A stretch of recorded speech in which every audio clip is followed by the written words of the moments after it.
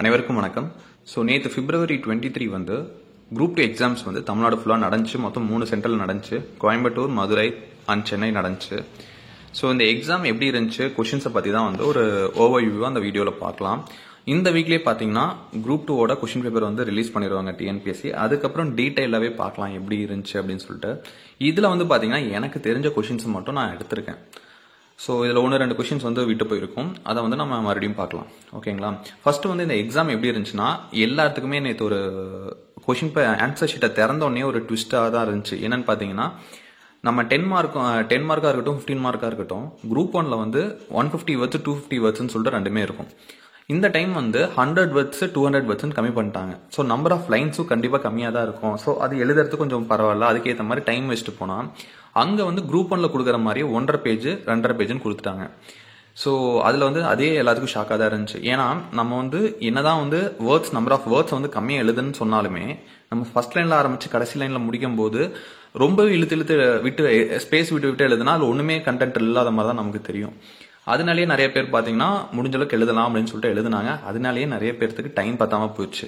நிறைய பேர் வந்து 15 மார்க் விட்டுட்டேன், 10 மார்க் விட்டுட்டேன்னு சொல்லிட்டு நிறைய பேர் சொன்னாங்க. அதுலேயும் பார்த்தீங்கன்னா 15 மார்க்கில் ஆரம்பிச்சுட்டு கடைசியாக 10 மார்க்குக்கு வந்தவங்களுக்கு சுத்தமாக டைம் பத்தலை. அப்புறம் இன்னொரு விஷயம் என்னன்னா, 10 மார்க்கில் பார்த்தீங்கன்னா கம்பல்சரி கொஷின்ஸ் செக்ஷன் ஏல 9 கொஷின்ஸ் வந்து கம்பல்சரி கொஷின்ஸ். மீதி செக்ஷன் பியில் இருக்க 5ல் வந்து 2 கொஷின் எழுதணும். 3 கொஷின் எழுதணும். அது வந்து தமிழ் சொசைட்டி. அது கொஞ்சம் ஈஸியாகவே தான் இருந்துச்சு. எல்லாரும் அட்டன் பண்ணுற மாதிரி தான் இருந்துச்சு. அந்த ஃபோக் மியூசிக், அந்த ஜல்லிக்கட்டு, அந்த மாதிரி இதெல்லாம் தான் கொஞ்சம் இதாக இருந்துச்சு. ஸோ தமிழ் மீடியம் படித்தவங்களுக்கு கண்டிப்பாக வந்து அது ஈஸியாக தான் இருந்திருக்கும்னு நினைக்கிறேன். ஆனால் மற்றவங்களுக்கு வந்து கொஞ்சம் கஷ்டமாக தான் இருந்துச்சு. அப்புறம் கம்பல்சரி கொஷின்ஸில் பார்த்தீங்கன்னா வந்து அந்த குவாண்டம் டாட்ஸை பற்றி கேட்டிருந்தாங்க. அதை பற்றி கேட்டிருந்தா கூட பரவாயில்ல. ஆனால் வந்து 2023 நோபல் பிரைஸை பற்றி கேட்டாங்க. ஸோ அது கண்டிப்பாக மேக்ஸிமம் எழுதியிருக்க மாட்டாங்கன்னு தான் நினைக்கிறேன். ஏன்னா வந்து 2024 நோபல் பிரைஸை வந்து எல்லாரும் படிச்சிருப்பாங்க. 23 வந்து கண்டிப்பாக மேக்ஸிமம் ஞாபகம் வச்சிருக்க மாட்டாங்க. ஸோ அது எழுதினவங்களுக்கு சப்போஸ் கரெக்டாக எழுதியிருந்தால் அது அவங்களுக்கு ஒரு பூஸ்டாக தான் இருந்திருக்கும். ஒரு 2-3 மார்க்ஸ் வந்து எக்ஸ்ட்ராவே வந்திருக்கும். ஓகே, ஸோ இது 10 மார்க் 15 மார்க் வந்து எனக்கு தெரிஞ்ச கொஷின்ஸ் வந்து மட்டும் எடுத்திருக்கேன். இதை பார்க்கலாம். ஃபர்ஸ்ட் 10 மார்க் பார்த்தீங்கன்னா causes and results of Palayakkar revolt. First start பண்ண கொஷின்ஸே வந்து ரொம்ப ஈஸியாக இருந்துச்சு. ஆனால் இதுக்கு நிறைய பேர் வந்து நானே பார்த்தீங்கன்னா கொஞ்சம் டைம் எடுத்தே அது எழுதினேன். ஸோ ரொம்ப ஈஸியான கொஷினை லைன் விடாமல் ஃபில் பண்ணி எழுதினேன். அதுக்கப்புறம் தான் எனக்கே கொஞ்சம் சரி இந்த மாதிரி டைம் எடுத்து எழுதிட்டு இருந்தா டைம் பத்தாதுன்னு சொல்லிட்டு செகண்ட் கொஷின்ல இருந்தே கொஞ்சம் ஸ்பீடாக எழுத ஆரம்பித்தேன். அது வந்து easy. Causes and results of Palayakkarar revolt. So நம்ம கட்டாயம் எழுதிக்கலாம். 1801ல் வந்து மருது பிரதர்ஸ் அதோட ரிசல்ட்டும் நம்ம எழுதிக்கலாம். ஸோ கர்நாடிக் ட்ரீட்டியோட முடிஞ்சிருக்கும். ஸோ அதை எழுதலாம். அடுத்தது பார்த்தீங்கன்னா rational behind disbursing cash benefits after delivery. So தெரியும் இதுக்கு நமக்கு வந்து ஜனனி சிசு சுரக்ஷா கரியக்ரம்னு அங்கேருந்து ஆரம்பித்து அப்புறம் மாத்ருவந்தனா யோஜனா, அப்புறம் வந்து தமிழ்நாட்டில் பார்த்தீங்கன்னா Muthulakshmi Reddy maternity benefit scheme, baby care kids, அந்த 1000 ரூபாயும் 16 பொருளும் கொடுக்குறாங்க அது. ஸோ இந்த மாதிரி வந்து நம்ம ஸ்கீம்ஸ் எழுதலாம். அதே மாதிரி கொடுக்கறதுக்கான காரணம் என்ன, அதனால என்ன பெனிஃபிட்ஸ் இருக்குங்கிறது கண்டிப்பாக மென்ஷன் பண்ணுவோம். ஏன்னா இவங்க கொஷின் கேட்டதே அதுதான்.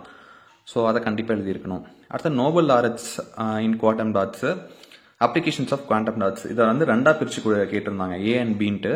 ஏல பார்த்தீங்கன்னா அந்த நோபல் லாரட்ஸ் 2023ல் யாரெல்லாம் ஃபிசிக்ஸுக்கு குவாண்டம் டாட்ஸுக்காக நோபல் பிரைஸ் வாங்கினாங்க அப்படின்னு மென்ஷன் பண்ணிட்டு, அப்புறம் குவாண்டம் டாட்ஸ்னா என்ன, வாட் இஸ் குவாண்டம் டாட்ஸுங்கிறதையும் அவங்க எழுதணும். இது வந்து ஏ. பி பார்த்தீங்கன்னா குவாண்டம் டாட்ஸோட அப்ளிகேஷன்ஸ் என்ன அப்படிங்கிறத வந்து எழுதணும். ஸோ நல்ல வேலை பிரித்து கொடுத்துட்டனால அதுக்கு 5 மார்க் இதுக்கு 5 மார்க்குங்கிற மாதிரி தான் எவாலுவேட் பண்ணுவாங்க.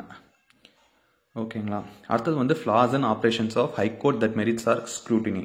அதாவது ஹைகோர்ட்ஸில் இருக்க நம்ம வந்து இந்த கொஷின் ரொம்ப டீப்பாக போகாமல் ஹைகோர்ட்ஸில் இருக்க ஃப்ளாஸ் என்ன அப்படிங்கிற விஷயத்த மட்டும் நம்ம எழுதணும். ஃபர்ஸ்ட் வந்து ஹைகோர்ட்ஸ் பற்றின ஒரு இன்ட்ரடக்ஷன் கொடுத்துட்டு ஹைகோர்ட்ஸில் இருக்க பிரச்சனை என்ன. அது இப்போ வந்து பார்த்தீங்கன்னா ஒரு கேசஸ், இப்போது ரிட் ஜூரிஸ்டிக்ஷனே பார்த்தீங்கன்னா ரிட் வந்து சுப்ரீம் கோர்ட்டில் இருக்க ரிட் வந்து ஃபண்டமெண்டல் ரைட்ஸ். ஆனால் வந்து ஹைகோர்ட்டில் கிடையாது. அவங்க ரிட்டை வந்து கம்பல்சரி ஏற்றுக்கணும் அப்படிங்கிறது கிடையாது. ஸோ அவங்க வந்து அது ஒமிட் பண்ணவும் செய்யலாம், அதாவது ஜட்ஜஸ். அதே மாதிரி நீங்கள் ஹைகோர்ட் போகாமையே சில விஷயத்துக்காக வந்து சுப்ரீம் கோர்ட்டை பைபாஸ் பண்ணிட்டு போக முடியும். ஸோ அதுவும் ஒரு ஃப்ளாஸ் தான். ஸோ இந்த மாதிரி வந்து ஒரு 6 பாயிண்ட் 8 பாயிண்ட் கொடுத்தீங்கன்னா போதும். அது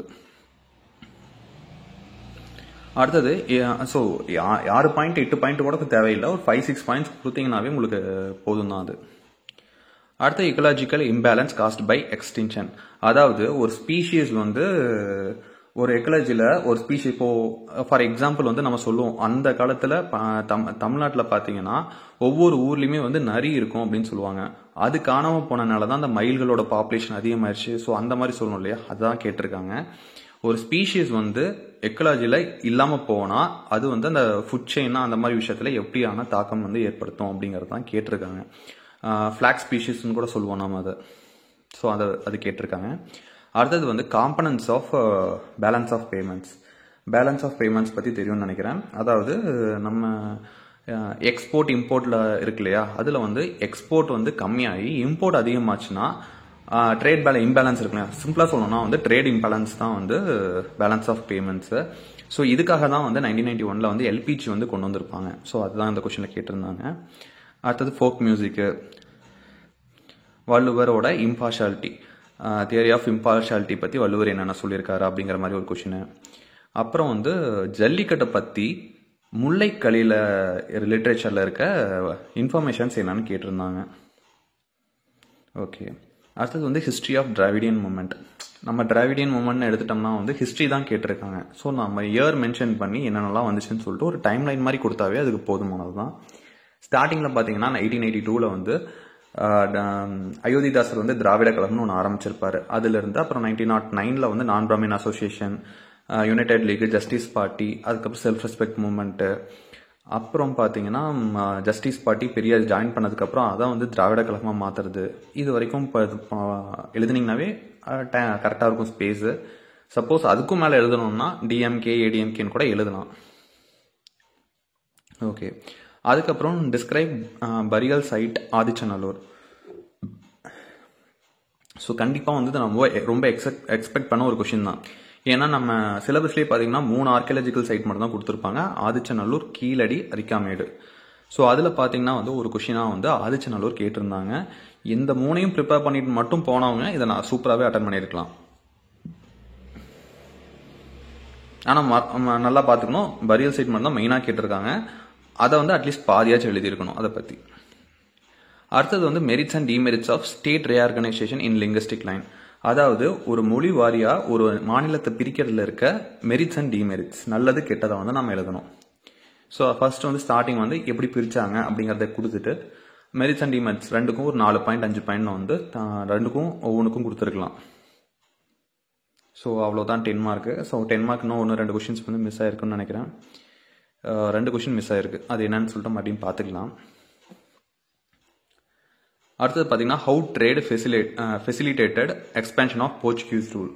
அதாவது வந்து ஃபர்ஸ்ட்டாக போர்ச்சுகீஸ் வந்து ட்ரேடர்ஸாக தான் உள்ளே வருவாங்க. ஸோ அது வந்து எப்படி வந்தாங்க அப்படிங்கிறது ஃபர்ஸ்ட் வருஷம் அவங்களுக்கு தெரியும். கேரளாவுக்கு தான் வருவாங்க, கேலிக்கட்டுக்கு. அதுக்கப்புறம் வந்து கொச்சின் வந்து ஹெட் குவார்ட்டர்ஸ் மாற்றுவாங்க 1530. ஸோ அவங்களோட எக்ஸ்பேன்ஷன் வந்து எப்படி இருந்துச்சு, மார்க்கெட் பேஸ்டாக, ட்ரேட் பேஸ்டாக.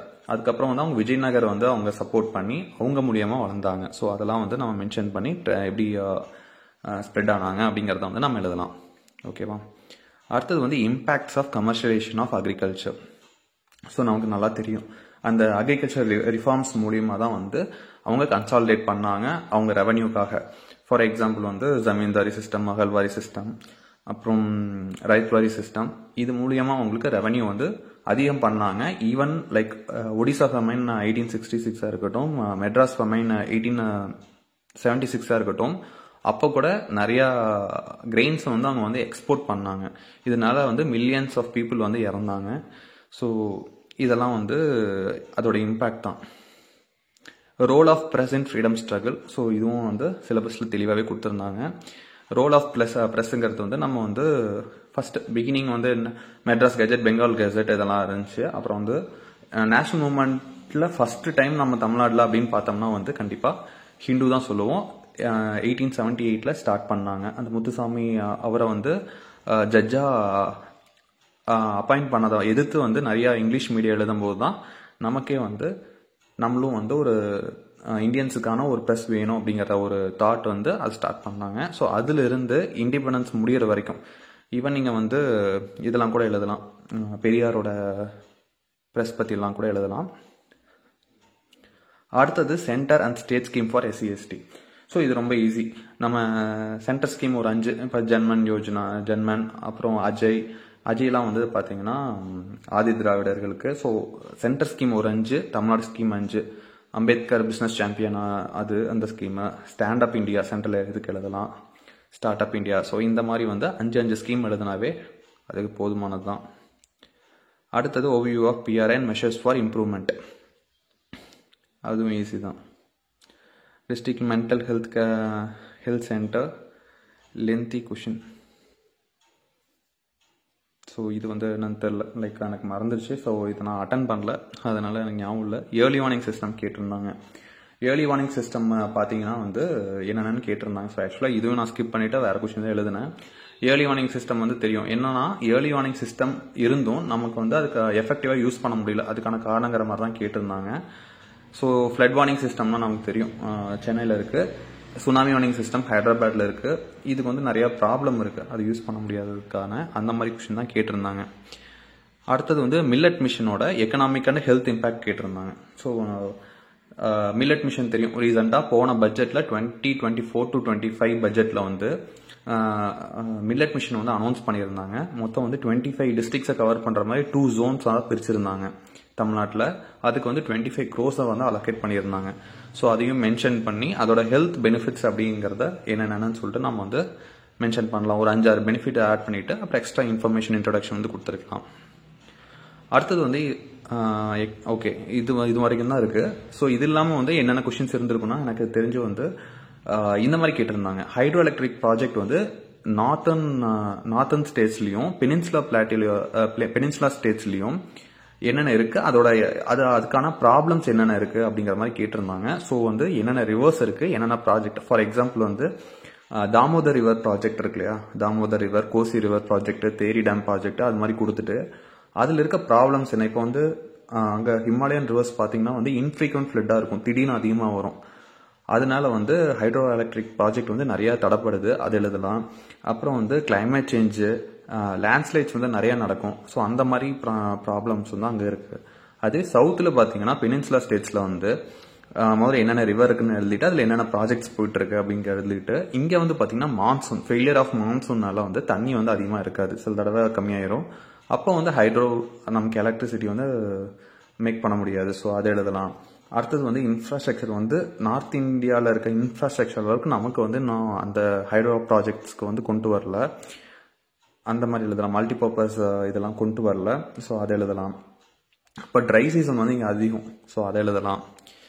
ஸோ அப்படி எழுதிக்கலாம். அடுத்தது வந்து கவர்மெண்ட் அக்ரிகல்ச்சர் ப்ரொடக்ஷன் வந்து ப்ரொக்யூர்மெண்ட்டுக்கு வந்து கவர்மெண்ட்ஸ் வந்து என்னென்ன இனிஷியேட்டிவ்ஸ் எடுத்திருக்காங்க அப்படின்னு சொல்லிட்டு அந்த ENAM அதெல்லாம் வந்து எழுதலாம். மண்டி இன்டகிரேஷன் அதெல்லாம் எழுதலாம். ஸோ கடைசியாக பார்த்தீங்கன்னா வந்து ஃபினான்ஸ் கமிஷன் பற்றியில் ஒரு கொஷின், ஃபினான்ஸ் கமிஷனோட ரெக்கமெண்டேஷன்ஸ் பற்றியில் ஒரு கொஷின் வந்து கேட்டிருந்தாங்க. அதுக்கு என்னன்னு பார்த்தீங்கன்னா வந்து நீங்கள் ஃபர்ஸ்ட் ஃபினான்ஸ் கமிஷன் பார்த்தீங்கன்னா ஒரு இன்ட்ரடக்ஷன் கொடுத்துட்டு அடுத்தது வந்து 15th ஃபினான்ஸ் ஃபர்ஸ்ட் வந்து அந்த 5 இருக்கும் இல்லையா, அதாவது சவுண்ட் ஃபினான்ஸ், பிரசிடென்ட் வந்து சவுண்ட் ஃபினான்ஸ் ரிலேட்டடாக ஏதாச்சும் வந்து ரெக்வெஸ்ட் பண்ணால் அதுக்கான இதை வந்து கொடுப்பாங்க. அப்புறம் principles aid for distribution of revenue between states and centre, அது அப்புறம் டெவல்யூஷன் வந்து எவ்வளோ கொடுக்கலாம் அப்படின்ட்டு. ஸோ இந்த மாதிரி ஒரு 5 பாயிண்ட் இருக்கும், அதை கொடுத்துட்டு அதுக்கப்புறம் 15th ஃபினான்ஸ் கமிஷனோட ரெக்கமெண்டேஷனும் கொடுக்கலாம். ஸோ நீங்கள் வேணும்னா வந்து தமிழ்நாடு 5th ஃபினான்ஸ் கமிஷனோட ரெக்கமெண்டேஷனையும் கொடுக்கலாம், தப்பு கிடையாது. ஆனால் பொதுவாக ஃபினான்ஸ் கமிஷனோட ரெக்கமெண்டேஷன் தான் அவங்க கேட்டிருந்தாங்க. அப்புறம் வந்து அவ்வளோதான். ஸோ இதுதான் எனக்கு தெரிஞ்சு வந்து ஓவராலாக வந்து லென்த்தி பேப்பர் தான் ஒரே ரீசனோ தவிர கொஷின்ஸ் வந்து ரொம்ப டஃப்பாக இருக்குது, ரொம்ப அனாலிட்டிக்கலாக இருக்குன்னுலாம் கண்டிப்பாக சொல்ல முடியாது. சில கொஷின்ஸ் வந்து யோசிச்சு போடுற மாதிரி தான் இருந்துச்சு. ஆனால் மேக்ஸிமம் வந்து பார்த்தீங்கன்னா டேரக்ட் கொஷினாக தான் இருந்துச்சு. ஸோ நிறைய பேர் வந்து முக்கியமாக தமிழ் எழுதுனவங்களுக்கு நிறைய பேர்த்துக்கு மேலே கம்ப்ளீட் பண்ண முடியல அப்படிங்கிற மாதிரி சொல்லியிருந்தீங்க டெலகிராம் குரூப்பில். ஸோ நமக்கு வந்து கொஷின் பேப்பரை வந்து இந்த வீக் ரிலீஸ் பண்ணிடுவாங்க, அதுக்கப்புறம் டீட்டெயில்டாகவே பார்க்கலாம். ஓகே சரி, ஓகே. சப்போஸ் உங்களுக்கு ஏதாச்சும் டவுட் இருந்தாலும் கமெண்ட் பண்ணுங்கள், அடுத்த வீடியோவில் பார்க்கலாம். தேங்க்யூ.